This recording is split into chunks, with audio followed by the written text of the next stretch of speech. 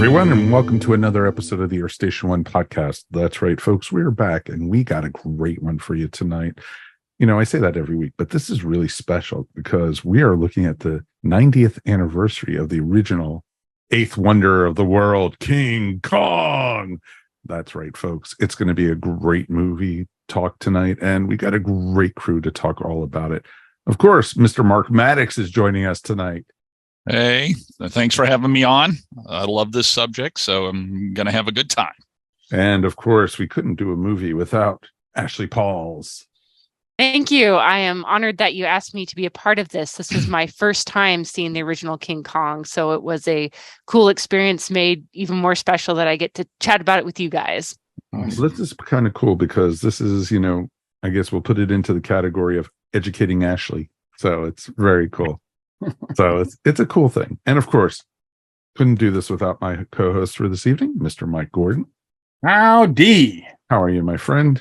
I am Peachy King, ready to talk about the king. Long live the king.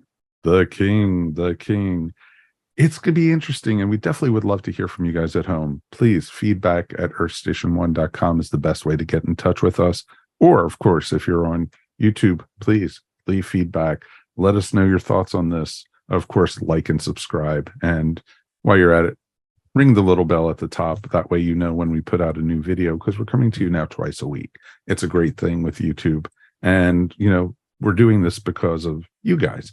And thank you, as everyone likes to say.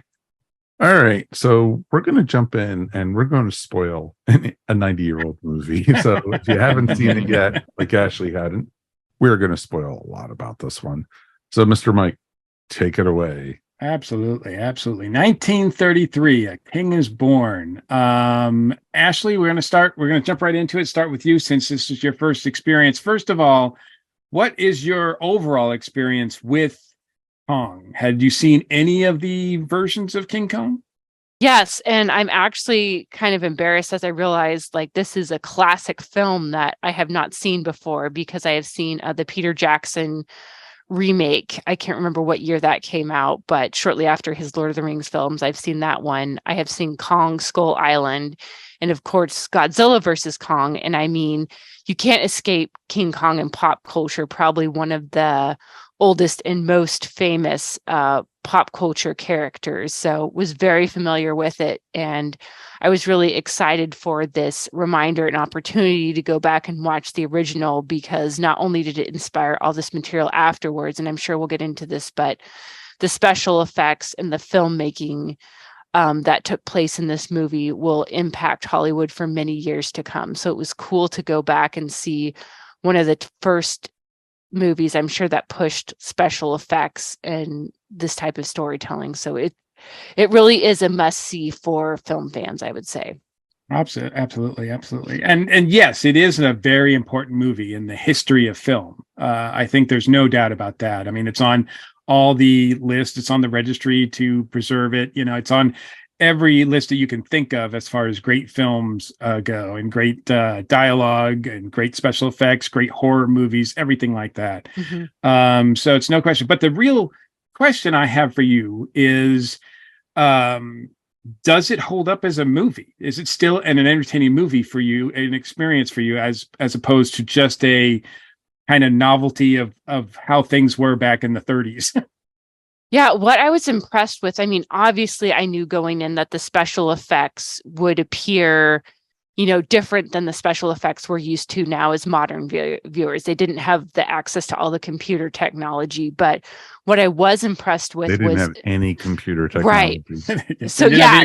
So like 1933. Yeah. So I found myself impressed with how much they were able to accomplish with practical effects and the tools that they had at their disposal. I mean, watching the movie made me want to watch a behind the scenes documentary more, how they were able to do this with the tools they had at the time. So yeah, if you look at it in comparison to some of the Marvel movies we see right now, yeah, the special effects are more dated back then, but I think it's really important to watch a movie like this and appreciate how far things have come. And I mean, it's still a compelling story because obviously we have seen it copied many times by Hollywood and inspired various stories. Yeah. Mark, I'm going to turn to you. When was the first time that you saw it? Because I think, as Ashley was talking there, I think my first experience with Kong was in '76, the '76 remake. I don't know that I saw this one. I don't think I saw this one first. If I do, I don't have any memory of it. And what about you? What was your first experience with Kong? Well, having an older brother who loved stuff like Famous Monsters and things like that, we were living in Germany at the time, and Gold Key came out with a King Kong comic that would be reprinted later during the Jessica Lange, when the Jessica Lange film came out. They reprinted it much bigger, but this was one. And my brother threw a temper tantrum because mom and dad weren't going to pick it up for him because it was 35 whole cents. Oh man. It wasn't even 25 cents. It wasn't even like, it was 12 cents for a comic. And so he threw a temper tantrum, and I came back in outside from playing, and he was sitting at the end of the dining room table holding that comic book up, looking right at me like, yeah, I got it. So anytime he wasn't around, I looked at it. I was very stoked about this idea, this concept. And then in 1969, when we moved back to the States, watching TV when I was in the third grade, and a commercial comes on Wednesday night, King Kong, and they showed the preview. They showed actually one of those old trailers that would have been from a theatrical release. And my sister, who's just sort of like, God, Elise, why have you got to be this way? She walks in the room and says, you're not going to be able to stay up and watch it because that's at 8:00 and you're in the third grade, and there's no way mom's going to let you stay up and watch that movie. And my mother was in the kitchen, and she stuck her head in the door, saw the preview on the TV, realized what it was, and goes, yeah, you get to stay up, and you even get to watch it on the big TV. Oh, that's so. It was, hail to the king, baby. Nice. I was so worked up about seeing this movie, though. This is a true story. I've told this story to Bill Stout and several others. I was so worked up about seeing this film. I went to bed the night before, had a dream, to my horror, that Kong shows up, and it is a 60 or 70 foot tall man in a full business suit with a briefcase. I don't even know what the hell. I think maybe, the old Kong's in a suit. I don't know, is a guy in a suit. But I was like, it's a guy carrying a freaking briefcase. I woke up. I was like, oh, man, what a horrible nightmare. Then that night got up, got to stay up and watched it, and was completely blown away by this ball of energy. This movie that once it gets going, it actually pretty fast through the whole film, even the early build-up parts. But when it gets to that, it's like Raiders of the Lost Ark with dinosaurs, just one set piece after the other. So yes, I've loved King Kong for many a decade. Mm-hmm. I think it's fantastic. Mm-hmm. Mike, what about you? Do you recall your first experience with King Kong? I had to be something like 7 or 8 the first time I saw the original Kong. And it was at a movie theater of all things. They were showing a showing of it, and this was probably like 1974 or so. And it was at a cinema, and my grandfather took me to go see it because he said, you want to see a real monster movie, not some guy dressed in a costume.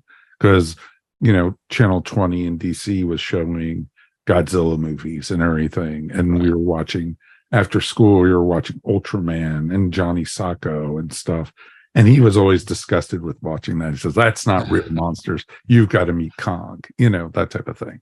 Yeah. And where were you living? Washington, DC. You were in Washington. Oh, okay. Yeah. Gotcha. Because it was Channel 20 in Washington, DC that was showing it. So I don't remember what theater, but I know we went into the city to go see it. It wasn't anything in the suburbs. And he was so excited to take me to go see it. And it's interesting because it wasn't the same version of it that I watched now, because it was heavily edited. A lot of the stuff that we saw in the version I watched last night was not in when I was a kid. Yeah. Because there was stuff, because I hadn't watched it probably in at least 15, 20 years. Yeah, it was pre-code. Yeah, exactly. And so there's a lot of stuff cut out.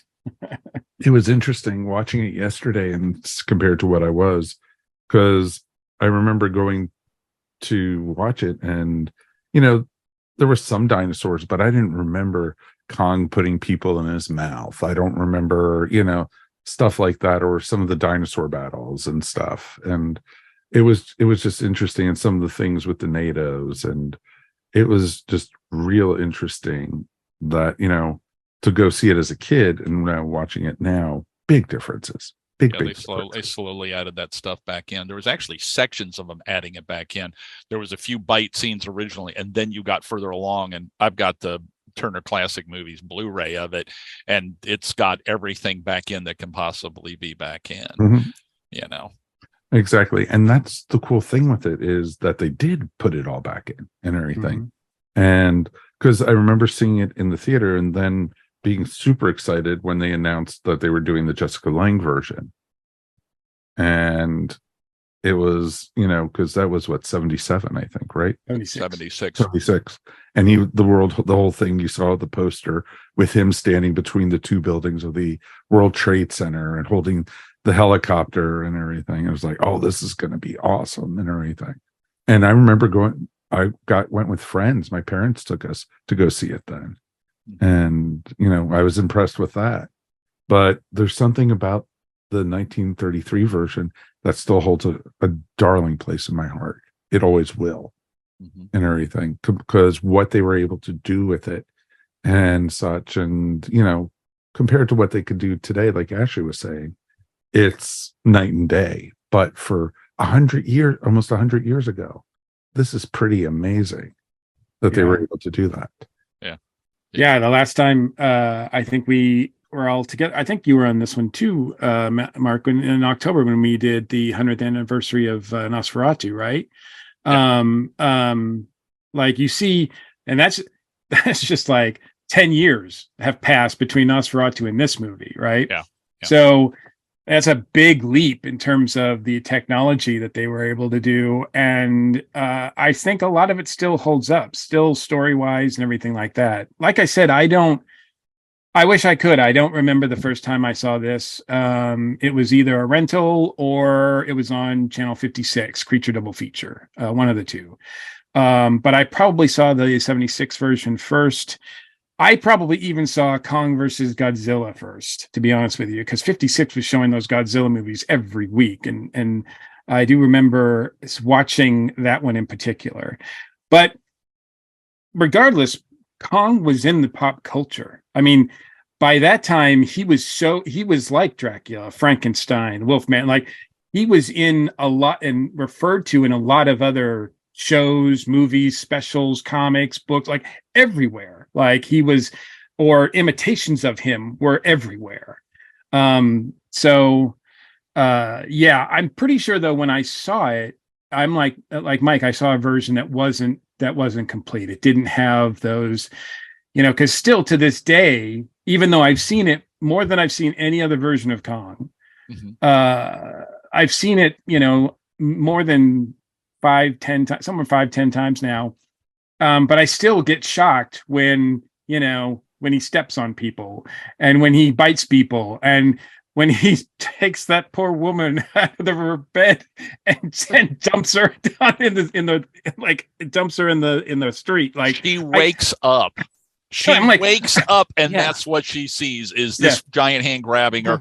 And then 10 seconds later, she's dead. It's like, I feel so sorry. I was not prepared for some of that. Man, oh man. Yeah, this is a pre-code movie. So this is before, you know, they really clamp down on this. And, you know, and I mean, that we're just talking about the violence. Of course, there's a little sexual element to it occasionally, a couple of scenes too that were edited too. But Kong ripped off her dress. Yeah. And then smelled his fingers. It was kind of a weird kind of fetish thing. Like it was just kind of a weird thing. Like, and you know, I almost said something really bad, but I'm not going to. The thing that's the perfume ad. The thing that, you know, and every time I watch it, I marvel at the innovation that it took to make this movie. I mean, this isn't the first time they used stop motion. This isn't the first monster movie. This isn't the first like time they've done any of these things, but I think it's the first time where they've done it like all in one movie, sometimes all in one shot. You've got stop motion, you've got rear screen projection, you've got puppets, you've got like all these things put together to make these scenes. Some of these sequences take 7-8 weeks to do. I mean, this movie, there was a lot of love that went into this movie, and since nothing really like it had been made before, this was a risk for RKO. If they didn't make this, they would have definitely. I mean, they were teetering on going away anyway. This movie made RKO at least last a little while longer. Yeah. So I think, and I also think it's interesting too that, you know, a lot of movies, because I watch Turner Classic Movies a lot, and the ratings always come up, you know, if you're watching Arsenic and Old Lace or some classic, like, you know, screwball comedy or something like that, it's always G-rated, right? Even most of the movies are made for adults and not made for kids, they're still rated G, anything with Katharine Hepburn or whatever. This movie is PG. Like even now, King Kong is still not G, because some of these things are horrifying. Like they just are really horrifying. These things are realized. So let's talk about the actual specifics. Ashley, we'll go back to you. Was there a particular sequence or scene in the movie or something like that really resonated with you?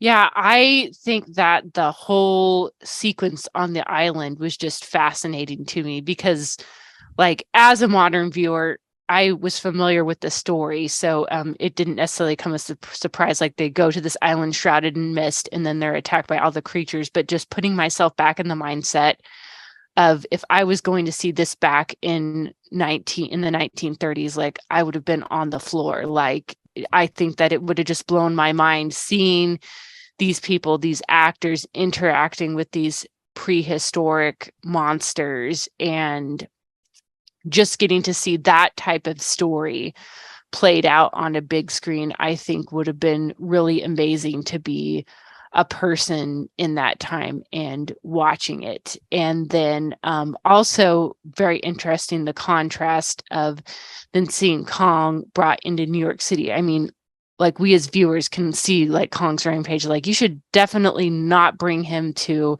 a heavily populated area. It's like the whole Jurassic Park thing, but people are gonna do it anyway. Like, the filmmaker, he wants to make more money, and of course it turns out to be a disaster. So it was also just really interesting to see this type of creature in a completely different environment than what he was used to, and it kind of makes sense that he would be disoriented going on a rampage. So it was just really interesting to see both those facets of the story, and then again how many elements of the stories ended up being copied in later films and stories. Absolutely. And to be clear, I also take a moment just to give credit where credit's due. The story, co-directed and co-produced, Marion C. Cooper is the man who created Kong. Now, obviously, he's got a lot of help. The screenplay was also helped a little bit by Edgar Wallace, who was a novelist at the time, who actually I think died before the movie was released. He died like a year before it came out. Yeah. But he helped a little bit with the story, but really it's Cooper and help me out, Mark. Is it Ernest Schoedsack? Yeah, actually, his wife, I don't know if they were married at the time or whatever, but his wife came in because they had another guy come in and write more to it. It still wasn't getting a certain Ruth vibe. Rose, right? Ruth Rose, and and she had never really written much, but I guess she navigated through and pulled out some good stuff, you know. It does seem to have, I mean, obviously it's in the 30s, and, you know, if you try to apply today's, you know, social politics or whatever on it, it really, like, is lacking. But I do think that this does feel like, it doesn't feel like a complete like sausage fest. It doesn't feel like a complete, like, testosterone movie. It does feel like it's got, like, I mean, obviously, you know, Fay Wray's character is put through hell, but I don't get the sense that it's hard to say. I don't get the sense that it's really exploitive as far as the movie goes. Her character's exploited, but I don't feel like the producers of this movie are exploiting Fay Wray. Is that fair?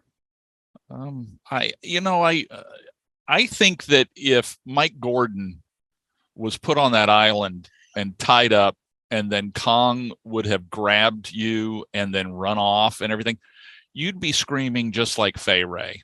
Yeah, I would have soiled myself. I'm going to be honest with you. Remember when the guy is running from the brontosaurus and climbs up the tree, and you hear this, his screams are so high pitched. You're being attacked by things that are massive in comparison to you, with giant fangs, muscles, and everything else. They're wild beasts and they're colossal. I'm amazed that she held it as well as she did, as Fay Ray held it as well as she did. Yeah. I would have my heart would have just exploded. Okay, that's it. I'm out of here. Yeah. Short absolutely. movie.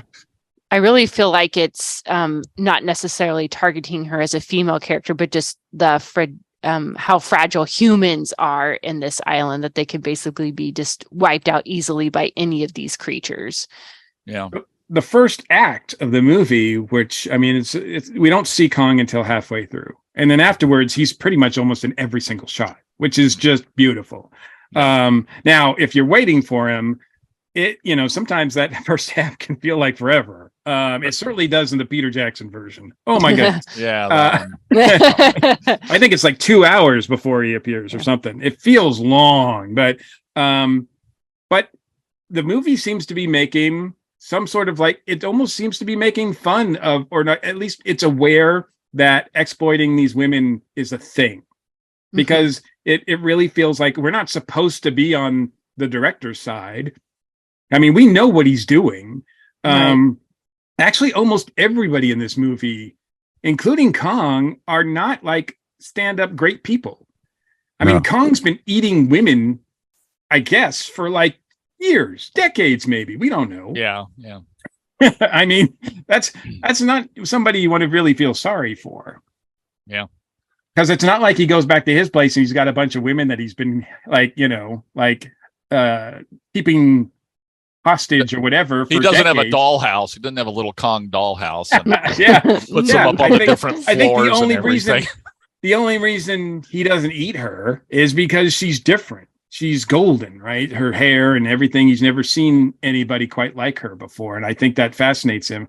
Otherwise, it's just another, I mean, man, you feel really sorry for that one woman who she replaces, right? The one that's been all trussed up and ready to go. And she dodged a bullet. She's like on the platform. They get the other girl instead. And then Kong gets grabbed and taken off the island. And that woman just went, whew, man, what a close one. Man, this has been going on for thousands of years and I got out of it, Yeah. Mike, what about you? What's something about the movie that resonated with you this time around?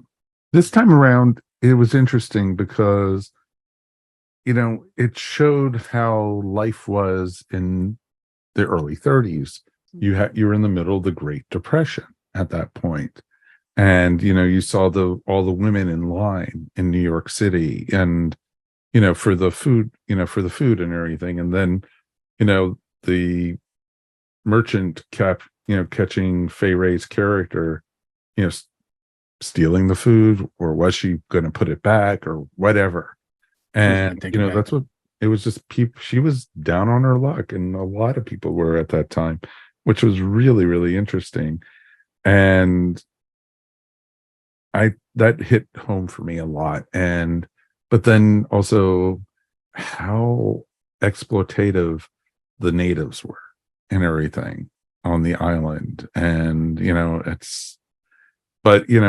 were trying to represent it, and it hit its point and everything. And Kong doesn't show up till almost halfway through the movie. And there's quite a bit. So you have waiting because you're like, oh, when are we going to see him? When are we going to see him? And then you see him and he's so massive, and it's beautiful. It is a beautiful scene when he comes out of the jungle and rips the trees away and everything. It's a great, great scene. And how, it's basically, Fay Ray is up against, against a movie screen or something where, the stop motion was playing, and it was done very, very well. It was really, really done well. And the effects between the battle between Kong and the dinosaurs was great. I love the scene when Kong was shaking the log with the men on it. Was great. That was such an awesome scene.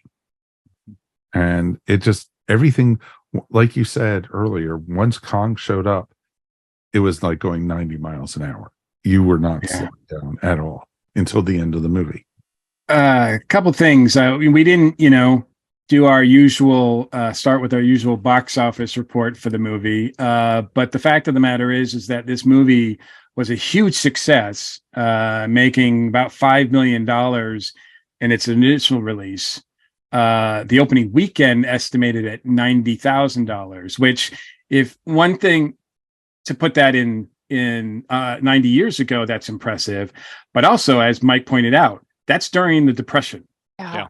Like, that's during the Depression. People have no money, and yet people are like, we need to see this movie. There were ads about that. There were ads that actually said New Yorkers have no money, but they put $60,000 or whatever in one weekend to go see King Kong, something along those. I don't remember what the number was, but people scraped their pennies together to go see this thing.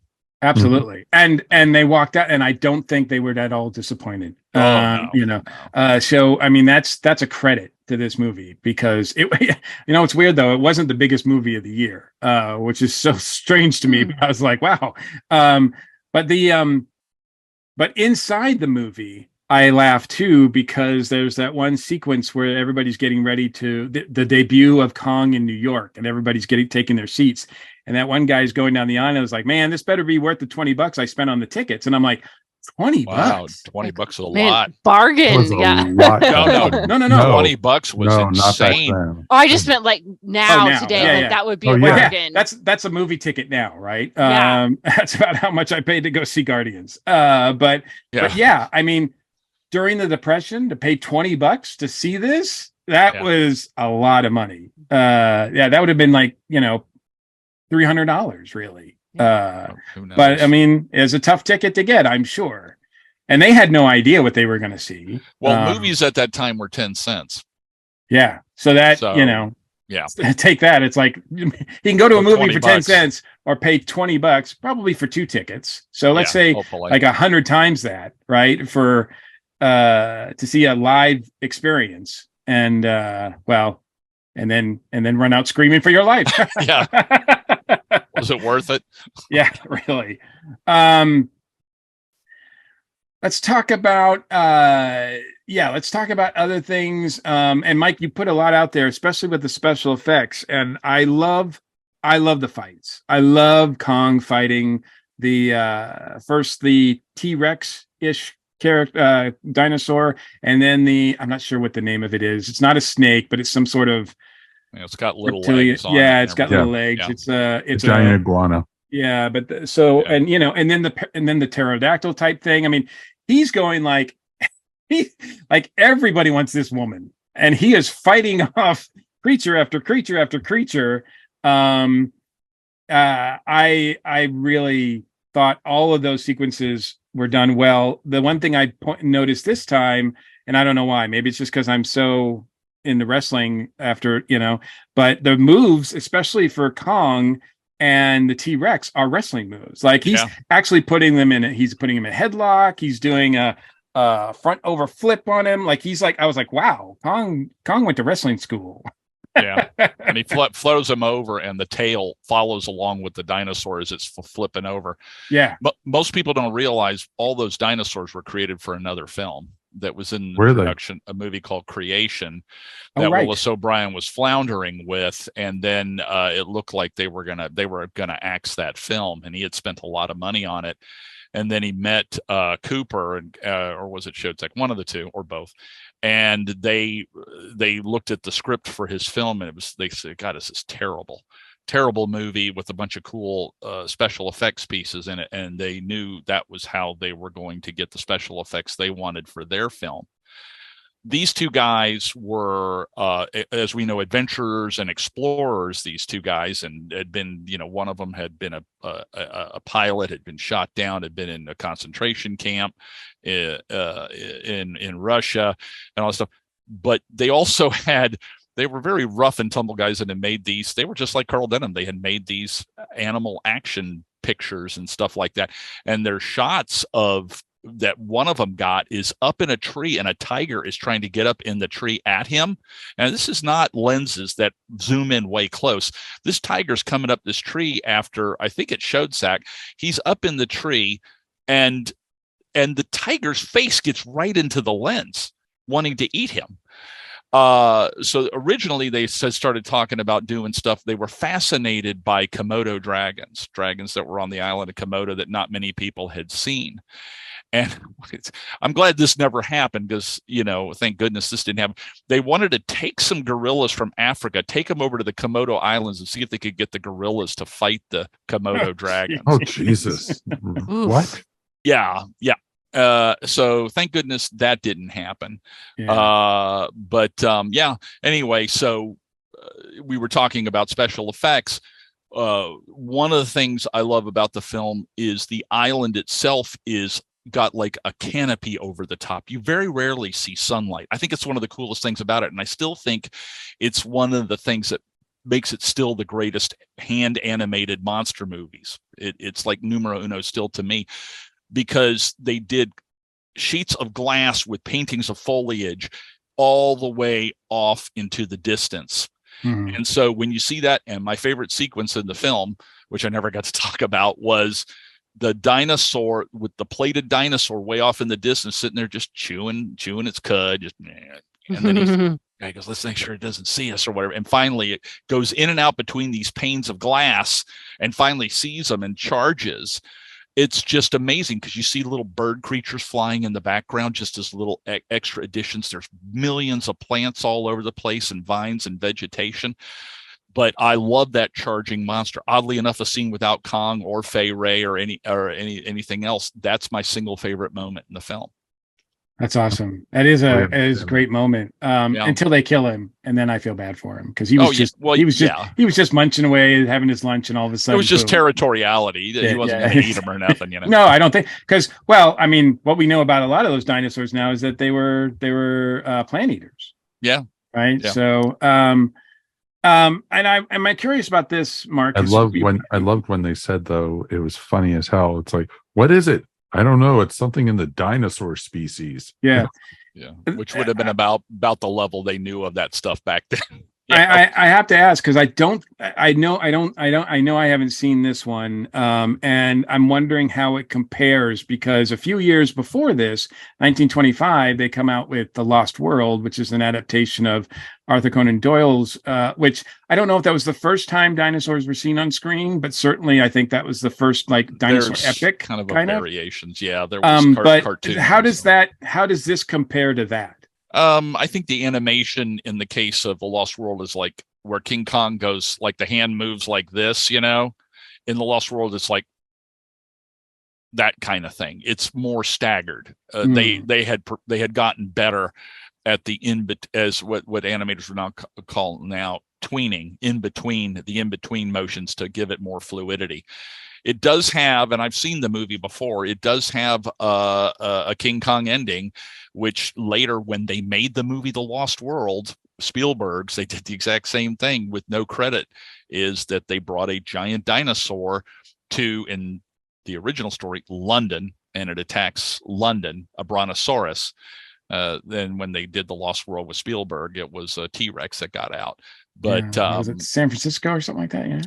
I can't remember, but yeah, I mean, it's a nice movie to watch, but and I do like it. But Kong is definitely them with a lot. It's got a lot of polish on it in comparison. Mm-hmm. Mm-hmm. Yeah.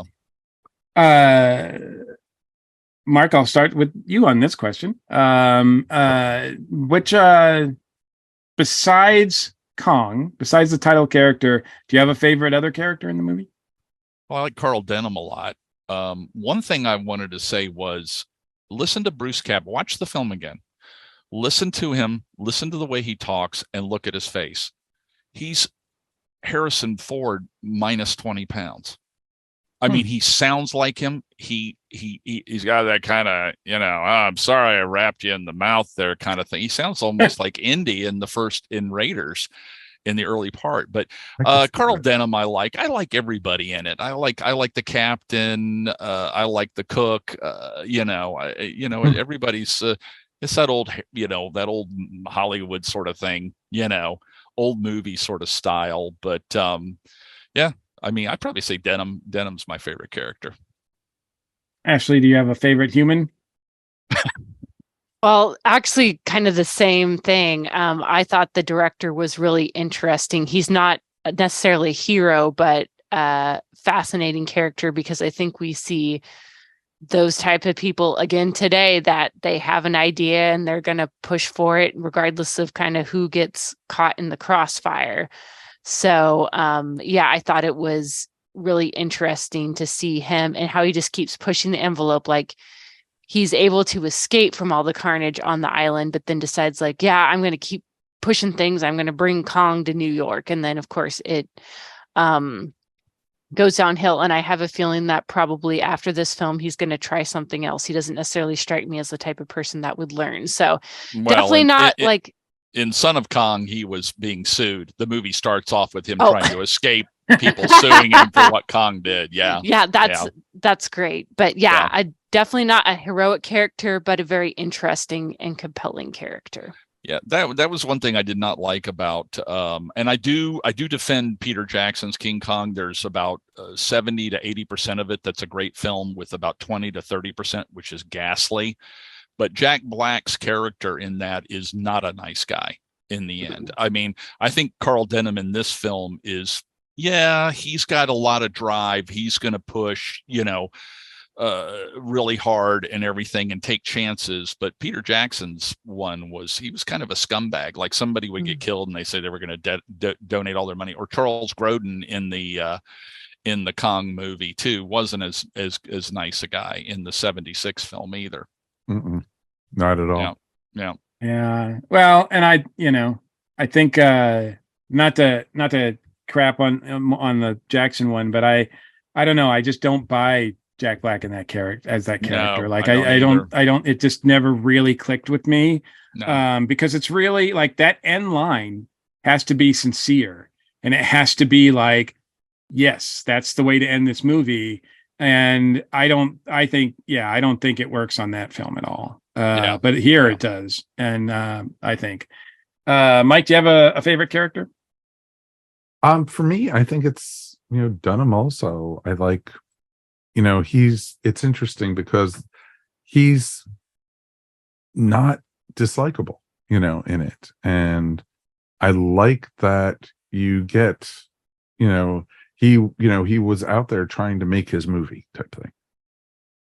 And as you do it, he was known for taking risks with everybody, with his stars and everything. And he gets, oh, you're the one who has all, and they even said, oh, you're the person who makes all those wonderful, animal movies and everything. And he was the one who was hiding the information of where they were going until like they were halfway done the trip, like, hey, where are we going type thing. And, you would think he would be a total scumbag and everything, but he wasn't in this movie. Yeah. And, he was like, even when Fay Wray's character got kidnapped, he was like, he tried going after her, he tried helping the rescue, but he was on the other side of the ravine and everything. And, then of course he had the harebrained idea, hey, I can make a ton of money by taking Kong back to New York. Like, we're going to all be millionaires. It's like, oh, Jesus. Yeah, that's not going to end well. So I like Denham a lot too, but I mean, I really like, and especially during watching it this time, I really like Ann Darrow and Fay Wray's performance. Not just her screaming, but when she's down out on her luck, you believe it. Yeah. When she's in love with Driscoll, you believe it. When she's scared for her life, you believe it. Like, it's if you don't believe her, this movie doesn't work. Like, this movie doesn't work at all, and yet she sells it so well, so much, and she's become so iconic in this part, even though, like, between the time that she filmed this and the time it was released, she did like 4 other movies. I think she came out with a total of like 10 or 11 movies in 1933. Yeah. She was just cranking these things out. Yeah. And yet she has and there's some really other great performances of hers as well. Most Dangerous Game she actually does during this time too, I think with the same director. And that's pretty awesome. Days. The same days they had to split they said that she almost worked 24 hours sometimes. Yeah, I think also Joel McCrea, who was in that one, was supposed to be in this too, but I don't know why that didn't work out. That would have been an interesting choice. That would have been really interesting. It would have been good. I think he could have done it too. Yeah. But like I said, she's become so iconic in this role that I always think she's blonde. Like, I always think of her as blonde, and she's wearing a wig. She's a natural brunette. Yeah, she's still the ultimate scream queen. I mean, they've used that term. I guess that got started, about 30, 40 years ago, that term. Mm-hmm. But really, you can talk about all the ladies and all the other films where they're guys coming at you with the chainsaw and screaming, but Fay Wray is still considered numero uno, the top of the heap.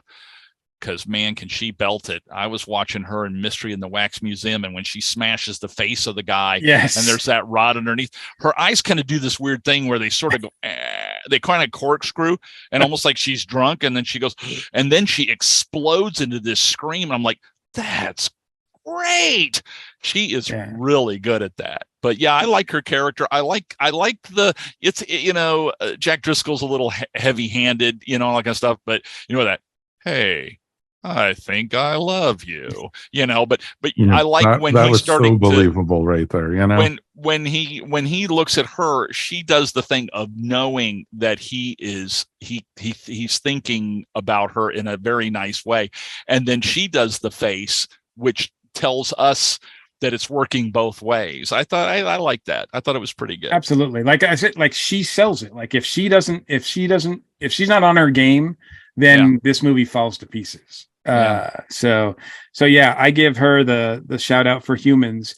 But I don't think we can talk enough about the title character himself, Kong. I said this last week when we talked about the Muppets Mayhem series.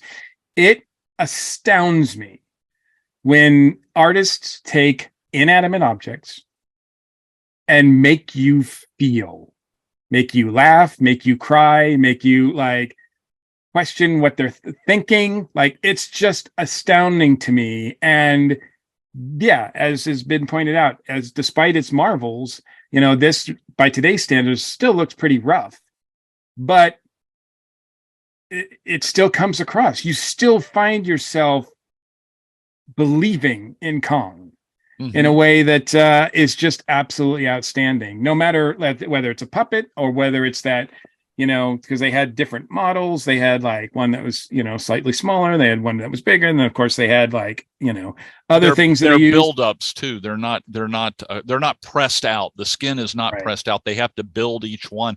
And under those lights, the things would start to go bad and they'd have to build another one. So there's round face Kong and pointy head Kong and all that. Sometimes I've tried to draw them and I'm like, well, that doesn't look like that. And you're looking at another photograph and it's like all artists that love to draw or paint King Kong go through that situation. And I imagine now with the HD details, you can see like the fingerprints and whatever the handprints on him and stuff like that, right? Yeah. That rippling fur where the hands were holding it, moving his head. Why is his back spasming like that?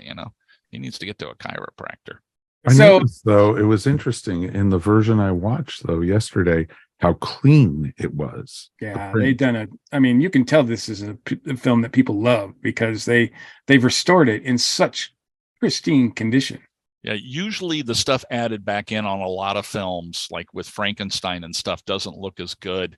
Of course, the horrific, even though I'm grateful it's in Metropolis, where they brought all that stuff from down in South America and attached it back in. It's like crystal clear, crystal clear, crystal clear. Somebody buffed the film with sandpaper, crystal clear, crystal clear. But in this film, there is no transition from that. Almost all the film looks like it's from the same stock, the same day, Yeah. And that's not That's not thanks to RKO, that's for sure. Because they when they had to piece everything together, they had to use other sources from other countries that had their prints. My understanding, and there is one sequence that wasn't that supposedly was there in the beginning, was filmed, but has never been added back in because they can't find it. Which is the sequence that Peter Jackson does this in his version, where after they fall off the log, or after I should say Kong like throws them off the log, they go down into the valley and they get eaten up by bugs, lizards, whatever's down, spiders or something. Yeah. I don't think it was ever filmed. I think the real truth is the puppets were made and physical photographs were taken of it. Mm-hmm. But I don't think I've ever heard anybody say there's actual footage of it. They felt that it was going to slow the pace down, so they didn't even bother filming it. Yeah. Cooper says that they filmed it and they aired it. They showed it to people and it stopped. Like people, it just was too much. Huh. And then there's a report from an audience member who swears he saw it at the time, and he says the audience laughed at it, and that's why it was taken out. So there's, it's one of those things of Hollywood legend, right? Does it actually exist? Was it actually filmed? We'll probably never know. But I was watching a movie called Kay Kaiser's You'll Find Out. It was a comedy horror film, and he gets stuck down in the basement, and some of the monsters from that spider pit sequence are on the walls and on the shelves of this room in the dungeon. And as soon as I saw them, because I'd seen so many photographs, I'm like, so I immediately went up online, Kay Kaiser's You'll Find Out, Kong stuff, and boom, all these people. Yep, that's the puppets from the unused spider sequence. So you can at least see them in that. Wow. Yeah. Ashley, how do you feel about Kong as a character? Is it, and obviously, he's still around. They're still making movies with him. He's part of the MonsterVerse that is going on at, I think, Universal right now. Legendary Films, anyway. What do you think of Kong as a character?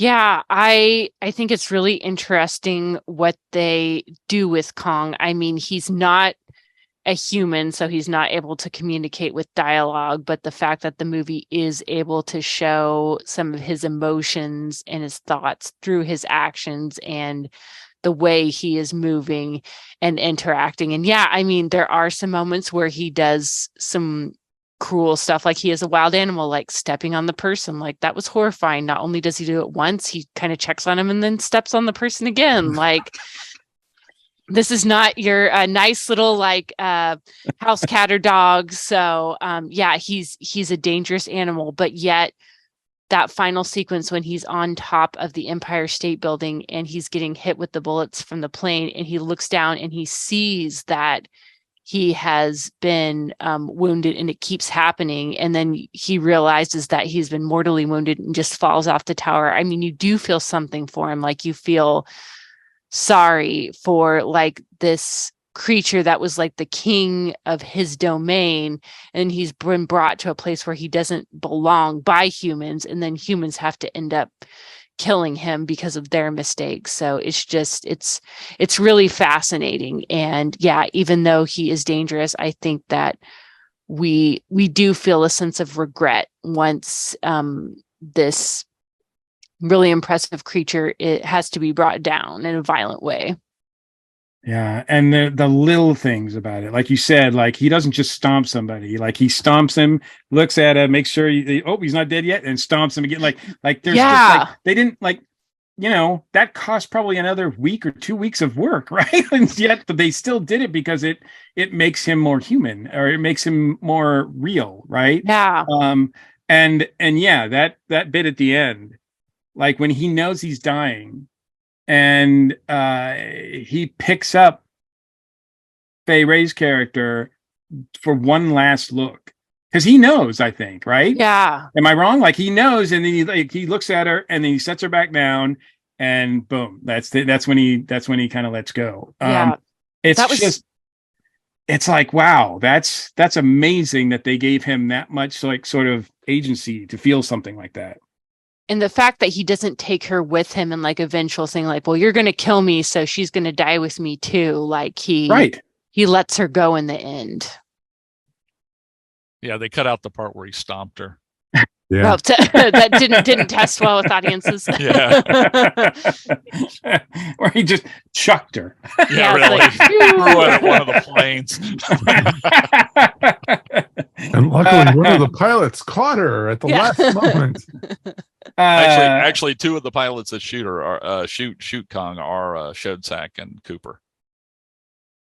Two of the guys. Oh yeah, that's right, because they actually were. Yeah, they did the cosplay as some of the, or costume as some of the pilots. Yeah. Mark, what about you? What about King Kong's introduction here makes him like have this huge legacy? Now we're still talking about him 90 years later. I think in a time period where people were really suffering, most people were going to go see Fred and Ginger, which was a good way to escape from your troubles. This was another way. I think that these guys were the Star Wars of their era. I think it thrilled and entertained people. I remember watching it with my then wife, Carlin, and she had never seen it. And we got near the end of the film, and when the bullet started ripping in him, and he like dabs his finger and starts looking like, what, this doesn't make any sense. What's happening to me? I've never been hurt. I've never been defeated. She looks over at me and she goes, "This is sad." And I was like, yeah, it is. It's sad. I mean, that's the kind of the classic aspect of this thing.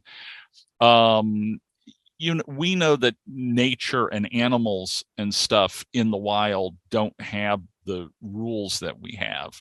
There's territoriality, there's hunger and things like that. And that's the world that Kong comes from. And he got brought to New York as a business idea and ends up being shot up and falling off the Empire State Building. And when you get there, I think they handled it real well, where the music also helps you, which, by the way, this is the first film with a full soundtrack all the way through the film. That's what a lot of people don't realize. I mean, they weren't even sure whether that was going to be a continuing thing. This might have been the first and last time it's happened, but it caught on, and now all films and television shows have music through the whole shows. But great score by Max Steiner. Max Steiner, who would go on to do a lot of other great things. But there is a deep empathy for Kong. In another reality, which should just be airlifted back to his island and dropped on there. And, I don't think the natives would have appreciated it, but, let him go back to where he's supposed to be. But that's modern sensibility about animals that back then, I don't think people had. But I mean, the people who made this obviously had, because you do feel sympathy for him. Yes, they do. And they don't personify him a lot. Like, I think most of the time, not only do I believe in him as a character, I believe in him as an ape. Like, I don't think of him as a person. I actually believe that he's an ape, a huge ape. I don't think they give him too many personable characteristics.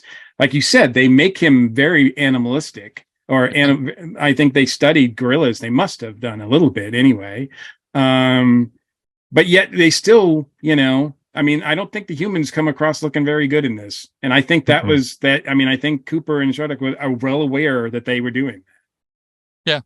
Yeah, I agree. So, Mike, what about you? What? Sorry, go ahead. No, I was just going to say it's a fine line that they walked and it worked. Yeah, they walked the razor and it worked. Mike, what about you? What's the legacy of Kong? Well, legacy of Kong, it set the stage for a whole slew of monster movies, of Beauty and the Beast type movies, and then also it set the table for so many stop motion animation and stories featuring monsters and creatures beyond belief, and it was awesome. It really, really did. But Kong always stood at the top of it. And to this day, even little kids know who King Kong is. And that's, the legacy that this set. And, like Mark had mentioned earlier, Son of Kong, or all the different remakes, or Godzilla versus Kong, the multiple versions they've done of it. And it's always, Kong has always been in the imagination of everything. And most of the times with Kong, he always becomes the sympathetic character in a lot of ways. And it's interesting because even if you look at the new Godzilla versus Kong, Kong was the more relatable than Godzilla was. Mm-hmm. Yeah. And everything. So it was just very interesting with that. So yeah. Well, that's probably a whole other thesis that one could write about why that is. But I mean, obviously, gorillas are more human-like than lizards and creatures like Godzilla. But I do think there's something else there, like being the first. Like, I think we all know, even though a lot of people probably haven't seen the original, they know he was the first. The first of the big giant monsters that would come like many times. I don't even know if we have Godzilla if it's not for this movie, because that was what the Japanese were going for. They were going for that and Beast from 20,000 Fathoms, and they wanted to hand animate it. And Toho says, "Look, we don't have that kind of time and money, so put a guy in a suit," which created its own genre, which is cool. I love Godzilla films. Yeah, absolutely. They are different. Those are men in costumes. Yes. Yeah. Even Kong is a dude in a costume in that one. All right. Before we get out of here, Mark, I have to ask you, because I know you probably would know this better than anybody. If you want to find out more about the making of this movie, are there any great documentaries, books, resources? What do you think are the best resources for more behind the scenes information for this movie? Oh goodness! Because I think the making of this movie is probably just as good of a story as the movie itself. Yeah, I will say this: the version that I've got, the Blu-ray that I picked up, which is like the Amazon standard, I think. Mm-hmm. I didn't realize there was all this extra stuff on it today. So I, just before we started this show, I went and made myself a big old bowl of popcorn and put on the movie, and then I went to the extras, and it's like there's like 2, 3, 4 hours worth of freaking extras there, and one of them is a 2.5-hour documentary on the film, and I'm like, why in the heck did I not start this hours ago? That's pretty good. There's a bunch of different books. There's been many books written on Kong. There's been 3 or 4 documentaries. There's even one, I think, on Amazon or Netflix or something that I think even some of my artwork is in. Long Live the King, I think, is the name of that one. And then there's another one that won the Rondo this year, another King Kong, a documentary. I can't remember the name of it right at the moment, but there's lots of stuff out there if you want to know about King Kong. Lots of books, and stuff like that. Yeah, I would imagine that I wish, again, not to dump on Peter Jackson's version, but I wish he had made a movie about the making of this movie. Yeah. I think that's what I would have really wanted to see from him, because that is a fascinating story that I think could still be told, and it still might be. But cool. Well, I imagine that with the 90th anniversary, there's going to be a lot of stuff out there. So yeah. It was fun to talk about it. Ashley, I'm glad you got a chance to see it finally. We can add that. We can check that one off your list. Yes. Of 1,000 movies you should see before you die, or whatever that is. Anyway, but it's been fun as always. And we're going to take a quick break, and then we're going to be creative.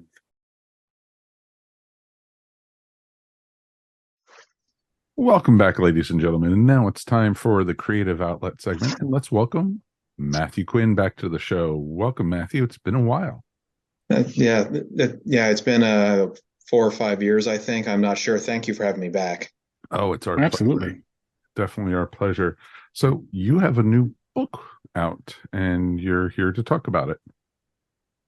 The new book is called Serpent Sword. It's the second book in my series, Battle for the Wastelands.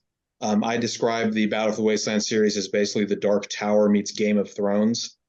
It's a steampunk military fantasy in a post-apocalyptic, vaguely Western world. Oh, nice. Very cool. So, tell us a little more detail about the book and everything. How many parts is this series going to be? And, what can our viewers and our listeners expect from it? Okay, so there's the first book, Battle for the Wastelands. There's a prequel novella I wrote back when ebook novellas were the big thing. We're talking like 2014. Sure, And sure. the newest book is called Serpent Sword. That's the second main series book. I'm not sure if I'm going to do any more novellas in between, but yeah, Serpent Sword is a bit longer. Oh, that's awesome.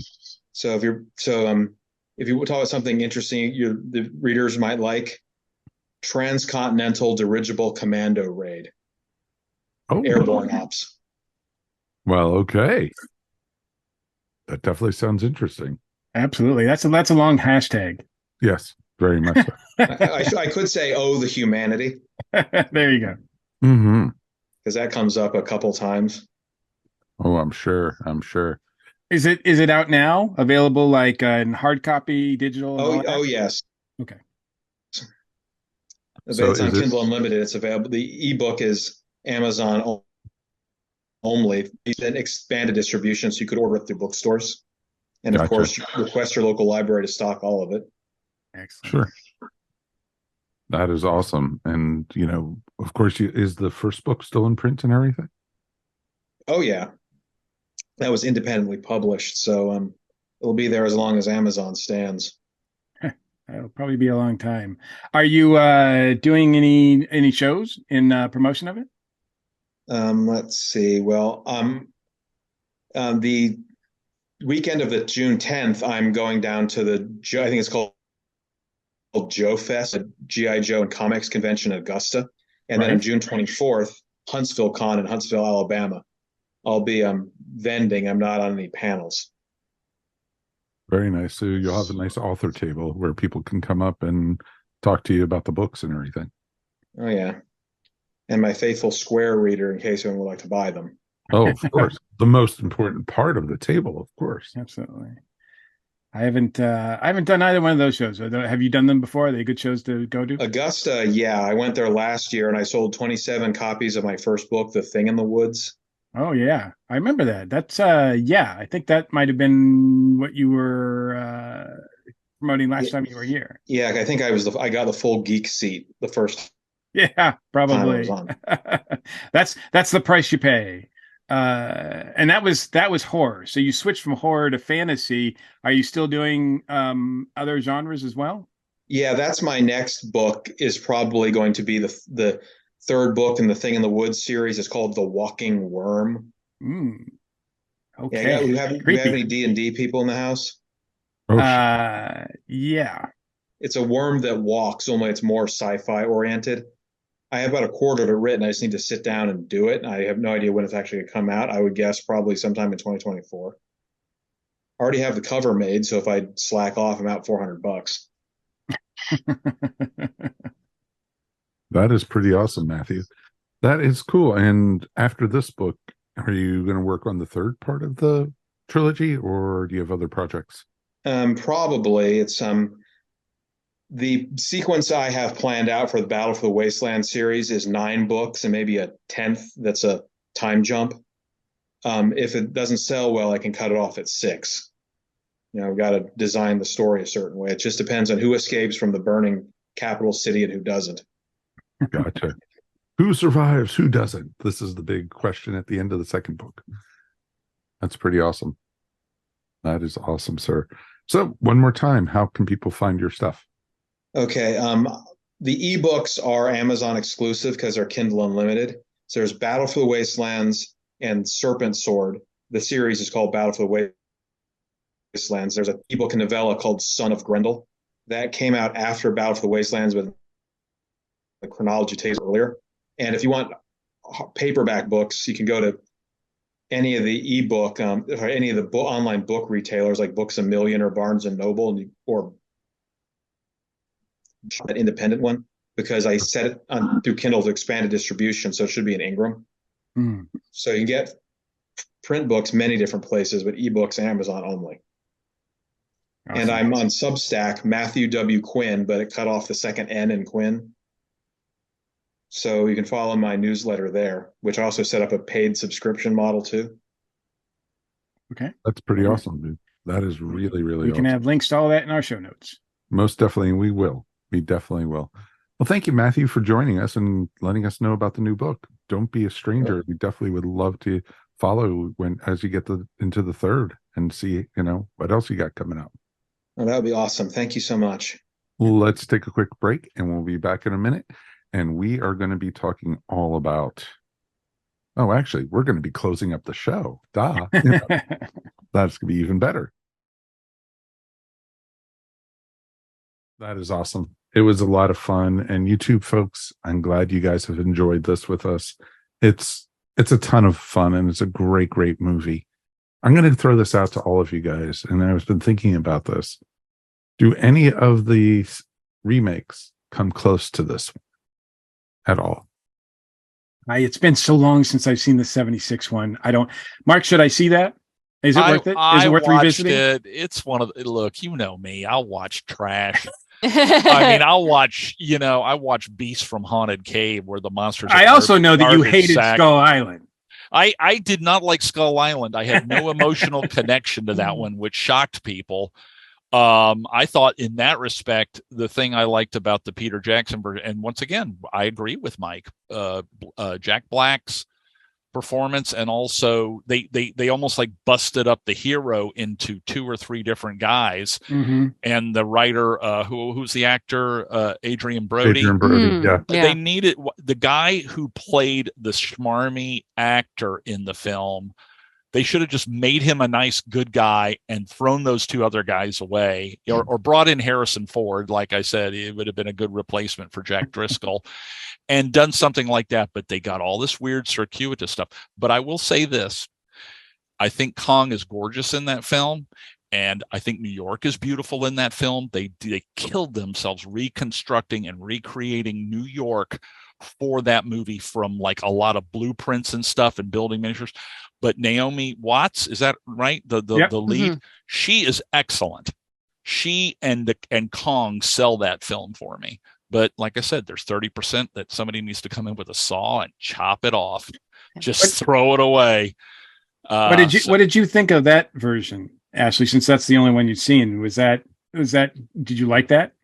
Yeah, at the time I remembered I enjoyed seeing it, although agree, yeah, like it's very lengthy and maybe, I don't know if indulgent is the right word, but self-indulgent, exactly. Yeah, like it's almost like that's a good way to put it, actually. Peter Jackson needed someone to rein him in just a little bit. But yeah, there are some good things there, and like really feeling for Kong as a character. I think the movie does a good job of that. And I mean, something that I hope that people who do watch the remake, it kind of reminds them and inspires them to go back and see the previous versions. So if this is your first time encountering King Kong, hopefully they will go back eventually and watch some of the previous content as well. But I really feel like this movie gave me a new appreciation, because in the recent Godzilla versus Kong, I'm always Team Godzilla, but I felt like watching this. I have to leave.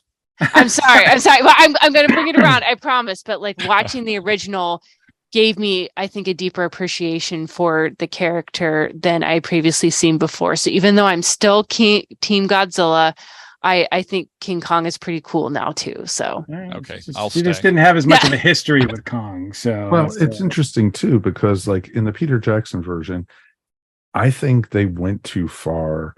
Like the scenes where the guy got basically eaten by the slugs or whatever those creatures were, that completely slowed down the story for me. Yeah. The set pieces, the action set pieces, he was trying to be like, you remember the original film and how great the set pieces were? Here are mine, and they're going to be five times longer. Multiple, and it was throwing so much stuff at it. That needed to be cleared out. It needed to be edited, but there's still greatness in that mess. I still give it a thumbs up. But yeah, I think to your point though, Mark, I think he looked great. I think Kong looked great, but I think, because I think Andy Serkis did the human, did the movements of Kong.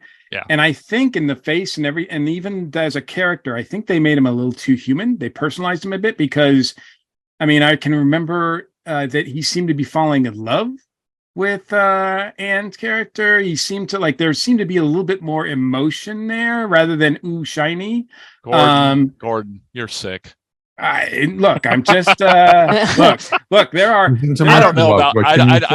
I've seen it probably about between 5 and 10 times, and I don't only really remember that feeling. So, but I've seen the original King Kong. I'm probably bordering on 100 times. Wow, that's amazing. That's amazing. I will say, so for me, I think since this one, actually, I think the best use of Kong was Kong versus Godzilla. I think so. I had a good time. I think it's really interesting how Kong originally came out in a period of the Great Depression to get people's mind off that, and Kong versus Godzilla comes out right at sort of the pandemic, where a lot of people were like, "Thank God for something that is just so fantastic. We can get our minds off this crap for a while." In a new medium too, because this was one of those films that went, you could see it at the theater, but you could also see it straight on television. Right at the same time. Yeah. It kicked rear end, man. It did a really, really good job financially. Mm-hmm. And I was thinking that exact same thing. It's like we're miserable. We're trapped in our houses. This, that, and the other, and that was really. Let's watch two big beings beat the crap out of each other. This is fun. Yeah. Oh, I watched it. I'm not saying it's a perfect film. It's got a little corny plot to it. It's it's not much, not much more sophisticated than King Kong versus Godzilla from the early '60s, but there was something about it that was very thrilling and very energized. So yes, I had a very good time watching that one. Yeah, me too. I think that's my favorite Kong movie since the original. I put that one as number 2. Really? Yeah. Interesting. I don't disagree with that. Well, I'll contemplate the universe for a while and get back to it. What about you, Mike? What's your second favorite Kong movie? I would assume this is your first. 33. Of course, the 30. Yeah, 33 is definitely my favorite. I'm going to say probably Kong versus Godzilla is probably the closest to my second favorite, but because Skull Island was okay. I know Mark's going, but then I have a soft place in my heart for 77 too, or 76. A lot of people do. Yeah. I watched it again. I got the Blu-ray recently and rewatched it. It is a movie just like the Peter Jackson one with flaws, but I still like watching it. Yeah. But it's long, isn't it? Is it as long as the very Peter Jackson long one? Because I think I remember on TV they split it up into 2 nights. Yeah, that was them just jamming more commercials in there. Well, I'll tell you which. There's only one Kong film that I absolutely hate, and that is King Kong Lives. I rewatched that one and did I can't remember whether we did a podcast on Monster Attack or what, but man, oh man, I watched that thing. Yeah, because that's a sequel to that one. 2 years ago, and it was filmed in North Carolina, and there's a guy on a motorcycle riding around in between Kong's legs, making fun of him, and there's a Queen Kong and a baby Kong, and King Kong gets an artificial heart put in his chest and everything by Linda Hamilton. It is, my gosh, don't even bother. Just go out and get yourself a nice, good, clothespin, because you're going to be your hand's going to get sore holding your nose when you watch that. That is a stinker. How is Son of Kong? Oh, the Son of Kong, that is a light little footnote to King Kong. It is a little bit of a tearjerker. It plays more like a Rankin and Bass Christmas show. Like it's the ending, I always kind of tear up when I watch it, but it is very slow at first, and then they get to the island and everything, because Kiko, or Little Kong, the little blonde Kong, is small, like maybe only 12 feet tall, and all the monsters he fights luckily are about his size. So and oddly enough, filmed the same year and put out the same year as King Kong. They started it and finished it and got it out at the theater. Yeah. But I was talking with William Stout, who this is his favorite film, the original Kong. Mm-hmm. And we were talking about it, and he goes, "You know what? I love Son of Kong too." And I go, "Yeah, I do too." I mean, even though it's very slow and it's got a lot of jibber jabber and Carl Denham getting away from his bills and all that kind of stuff, it's perfect for children, oddly enough. I think I've seen it, but it's really hazy. So when I was watching this one, I was kind of like going, maybe I should check out Son of Kong or something. Well, the first half, you're going to be sitting there going, remind me to punch Mark Maddox in the face the next time I see him. But the second half really? I can't wait. It's very light. It's very, very light entertainment in comparison to the original Kong. But I still like it. I still like it. There's, like I said, there's only one Kong film. Well, I did not like Skull Island because of it was doing everything other than being a King Kong film. It was like Vietnam. It was Apocalypse Now. It was, I don't know. I was like watching, and my son turned to me in the middle of the theater and goes, the one guy that we like, Dad, the one guy, we see him get lost from everybody else and he treks across. And when he finally gets to the other group of people, he gets killed immediately. It was the one person that we were rooting for and everybody else was boring. So that one, I tried to watch it again a year or two ago, and I don't like to be a negative Nelly, but I tried to watch it and I turned it off after 15 minutes. It was so dull. I don't know. It's weird. Something about it just doesn't work for me. That's okay. Totally understandable there. It's interesting too, because, everyone has their opinion, but, we always have a love for this one, the 1933. Oh yeah. Yeah, that's in the AFI. I know it's somewhere in that top 100 list. I don't remember where, but it's pretty high up on the list. Yeah, it's it's easily in the top. I think it's 40 something, I think. Game changer. When it's a game changer, it's it's like a lot of things. It's a game changer. Mm-hmm. Yeah. Very much so. It'll be very interesting to hear what people think about this one when they write us and let us know. But definitely would love to hear you guys at home. Feedback at ourstation1.com. Okay, let's go ahead and close up the show for tonight. So that's going to wrap up another episode of the Our Station One podcast.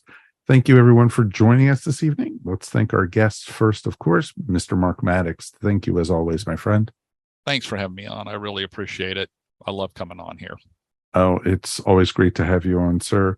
Anything you want to promote or shout out about? I'm leaving from here next week or so, and I'll be going up to Wonderfest in Louisville, Kentucky, where I will be there on the weekend of the 9th, 10th, and 11th of June.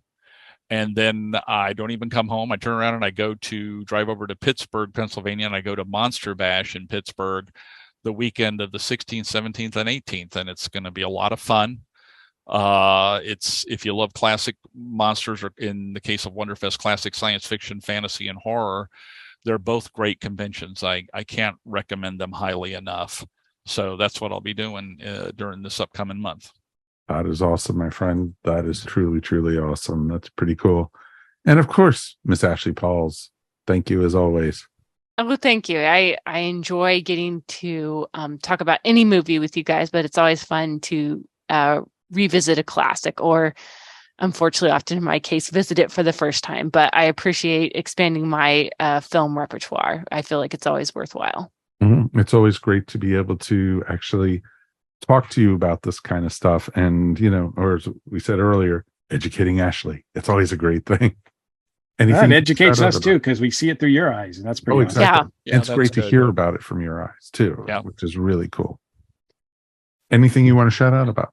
Yeah, just I feel like always whenever I do these classic episodes, it just reminds me there's so much content out today. It's hard to keep caught up with all of it, but it's always worth your time to go back and revisit some classics. And don't be afraid, even if you're like me and you've never seen it, like there's no better time to go hunt it down than now. So it's if you're a film fan, it's well worth your time to go back and check out some of these very influential films. And I think it will help. It helps me appreciate even more of my favorite films today, because I know films like Star Wars, which is my personal favorite franchise, wouldn't have it without some of these classic movies that paved the way. Oh, sure. Totally makes sense. Totally makes sense. And Mr. Mike, we've made it through another one, my friend. We did. And as always, it's my pleasure. Anything you want to shout out about, sir? Our good friend, Jay Shearer, has a short film that he's working on, writing and producing, called No Vacancy. It's a superhero thriller. And you can find out more about it. He's actually crowdfunding it on Indiegogo. We will have a link to that in our show notes. So, but if you are watching this on YouTube or, just want to check it out, go to Indiegogo and put in just a search for either Jay Shearer or No Vacancy, and it'll come up. He's made a few short films, and it's always really interesting to see what he comes up with. So I have no doubt this will be worth checking out and worth supporting if you can do that. Oh, very much so. And Jay does such a great job on all the things he does. It's awesome. And he's always talking about good stories. It's nice to see him put his money where his mouth is. Exactly. Finally creating one. Hopefully he hasn't crossed the picket line, or it's too, but be able to do that. So, all right, my shout out real quick is, of course, going off to live music. Judy and I continue to go see live music, and we actually on Friday night got to go see Yo-Yo Ma in Knoxville, Tennessee, and it was totally awesome. It was a blast. It was just not him playing, but it was him and probably about a half dozen other musicians like Chris Thiele from Nickel Creek and the Punch Brothers and Rhianna Gibbons and a few other folks playing, and it was all Appalachian music, and it was awesome. They even had Native American speakers and singers and musicians playing, and it was just a beautiful, beautiful evening, sitting literally at the base of the World's Fair Tower in Knoxville in the park there, and sitting outside and being able to listen to this kind of music just makes you realize how fortunate we are to be able to live in a world where we get this kind of material and be thankful for what you get. And it's just awesome to be able to do it. And we just had a blast. We drove up, earlier in the evening. Knoxville's not that far from Atlanta, only like 3 hours. And then we drove home through the mountains. It was beautiful on Saturday to be able to do that.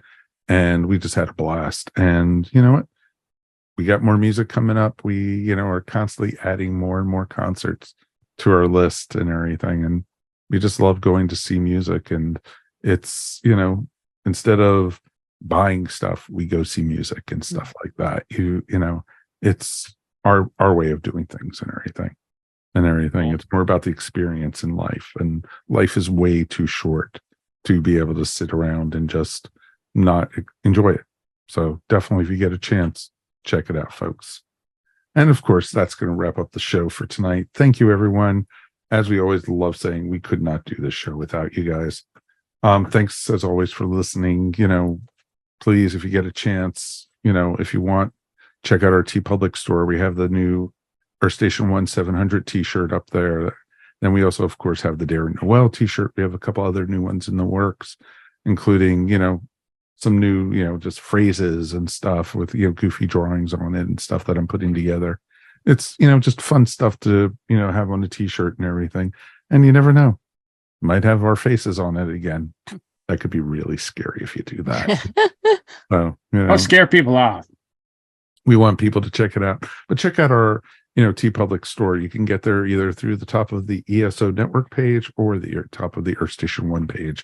There's a link right to Tee-Public, and they have different sales all throughout the month and everything. And we'll post ads on it up on our Facebook and our wherever social media is. So definitely fun, to create a new t-shirt and stuff like that. Also, if you get a chance and you want to help support the network, of course, there's the ESO Network Patreon. And we definitely thank every one of our patrons for helping us out. And, we have folks at the $1 level, the $5 level, the $10 level, and the $15 level who have been supporting us for years now. And we thank you. And yes, you too can help support us. All you have to do is go to patreon.com/ESO Network. It's pretty cool stuff, folks. We also want to hear from you. Please, feedback at Earth Station 1 is the best way to do it. Or if you're up on YouTube, like and subscribe, as we like to say. And ring that damn bell so that way you can find out when we have new episodes go live. And, subscribing is the best way to do it. And we have gotten some great new subscribers up there recently. So keep on adding. My goal, actually, by the end of the summer, I would like to have 200 subscribers. That's my goal. I think that's a pretty cool goal for Tell your friends, like and share. Tell your friends, tell your neighbors, go onto their YouTube, subscribe for them. It's always a good thing to do. So it's always a great way to do it. So definitely check it out. Also, as we like to say, thank you for listening. From the bottom of my heart, this has been awesome talking about King Kong. And we've got some great shows coming your way, folks. We have our next episode, we're talking about the $6 Million Man, the Bionic Woman. Then we got Spider-Man next week. And then we have all these other things we got going. We got some great stuff happening. And you know what? We get to talk to some great people. We get some really cool stuff. And of course, thank you to Matthew Quinn for stopping by and helping promote his book also. So it's pretty cool what we get to be able to do and everything. So on behalf of myself, Mike Faber, of course, Mr. Mike Gordon, Mr. Mark Maddox, and last but never least, Ashley Pauls. Thank you guys for listening. We will see you here next time on Earth Station 1. Peace, and we are done. Boom. Kong, the eighth wonder of the world.